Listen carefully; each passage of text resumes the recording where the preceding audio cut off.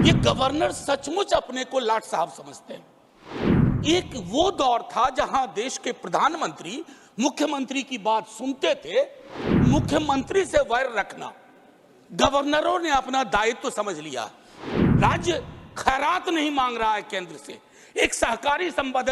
मैं उन तमाम पीड़ित राज्यों के पक्ष में खड़ा हूं जो अपने अपने लाट साहब से परेशान हैं, और परेशानी कई तरह की है। मैं तो ये मानता हूं हमारे बीजेपी के मित्रों के पास बहुत अच्छा पूल है।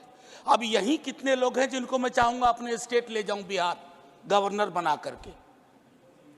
अच्छे लोग हैं, लोकतांत्रिक, विशाल हृदय। तो सर, माननीय उपसभापति महोदय, एक वाकया बताना चाहता हूं। 1952 में बीसी राय, कोई नहीं है तृणमूल के शायद, बीसी राय वेस्ट बंगाल के चीफ मिनिस्टर थे। नेहरू जी ने किसी को गवर्नर नियुक्त करने की कोशिश की, तो बीसी राय साहब ने कहा कि हमारे यहां नॉन बंगाली गवर्नर नहीं चलेगा। हालांकि उसके बाद काफी चीजें बदल गई, तो एचसी मुखर्जी साहब की नियुक्ति हुई। फिर 57 में वैसा ही कुछ हुआ, तो बीसी राय जी ने फिर कहा कि ना, वही बात अभी भी रहेगी, हमको बंगाली गवर्नर चाहिए। तो पद्मजा नायडू पर सहमति बनी। पद्मजा नायडू बाइलिंगुअल थी, मदर बंगाली, फादर आंध्राइट। तो एक वो दौर था जहां देश के प्रधानमंत्री मुख्यमंत्री की बात सुनते थे, और एक ये दौर है, बाकी तो नहीं कहूंगा, फिल इन द ब्लैंक है, लेकिन मुख्यमंत्री से वैर रखना गवर्नरों ने अपना दायित्व समझ लिया। कितने नाम गिनाऊं, कहां तक सुनोगे, कहां तक सुनाऊं, हजारों हैं शिकवे, क्या क्या गिनाऊं। अब हाल में ही सर्वोच्च न्यायालय की टिप्पणी आई। वो टिप्पणी क्या कहती है? ये गवर्नर सचमुच अपने को लाट साहब समझते हैं। जब एक राज्य में राज्य की चुनी हुई व्यवस्था का मुख्यमंत्री अगर वो कुछ करना चाहते हैं, गवर्नर साहब बिल पे बैठ जाते हैं। वो बिल पे नहीं बैठते हैं, जन आकांक्षाओं पे बैठ जाते हैं। और जन आकांक्षाओं पर अगर कोई व्यक्ति बैठ जाता है, तो आप ये यकीन मानिए कि वो चुनी हुई सरकार के लिए प्रतिरोध के क्षण हर वक्त उत्पन्न करता रहता है। मैं आपको एक और उदाहरण दूं, माननीय वाइस चेयरमैन साहब। जिन राज्यों में केंद्र की सत्ता, वाइस चेयरमैन साहब, तेरे आने और तेरे जाने में हमने सदियों का फासला देखा। कंक्लूड करें। मैं सिर्फ 1-1.5 मिनट लूंगा सर, कोई नहीं, बस 1-1.5 मिनट। आपको दोबारा टोकना नहीं पड़ेगा जय हिंद से पूर्व। तो मैं देखिए, तारतम्य टूट गया। क्या बता रहा था? दूसरा वाक्य बता रहे थे। कंक्लूड करें मान्यवर। हाँ सर, मैं ये कह रहा था, प्लीज माननीय नीरज जी प्लीज।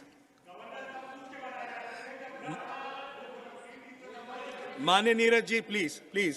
सर, नीरज भाई वाला टाइम निकाल दीजिएगा मुझ में से। आप कंक्लूड करें मान्यवर। सर, कंक्लूड कैसे करूं? बीच में नीरज भाई बोल दिए। चलिए आप मैं सर इतना कहना चाहता हूं कि जिन राज्यों में बीजेपी विपक्ष में है, वहां मजबूत हो जाती है बीजेपी। जानते हैं क्यों? गवर्नर साहब 60% विपक्ष का काम कर देते हैं, वो विपक्ष में हो जाते हैं। मैंने ऐसे गवर्नर्स देखे हैं जो टेलीविजन चैनल में शाम से बैठ जाते हैं, अपनी ही सरकार के बारे में।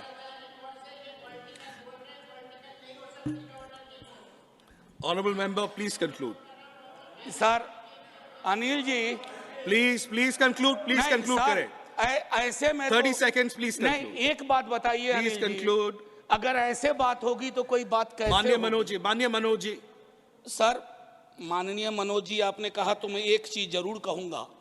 एक चीज जो मुझको बड़ी दुखती है, जब मैं राजनीति में भी नहीं था, बता रहा हूं सर, गवर्नर का वाइस चांसलर के अपॉइंटमेंट का अधिकार।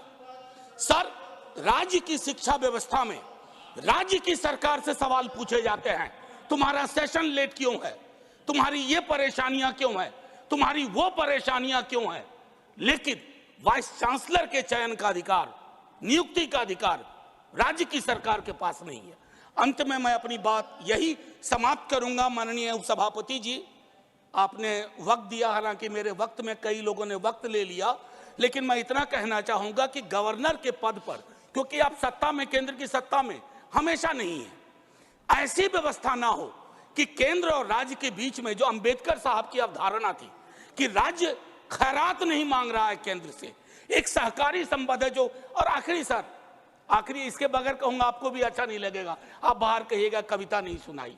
तो सर लाट साहबों के नाम, लाट साहबों के नाम, Please, please, please. कोई उम्मीद पर नहीं आती, कोई सूरत नजर नहीं आती, पहले आती थी हाले दिल पे हंसी, अब किसी बात पर नहीं आती, काबे किस मुंह से जाओगे गालिब, शर्म तुमको मगर नहीं आती।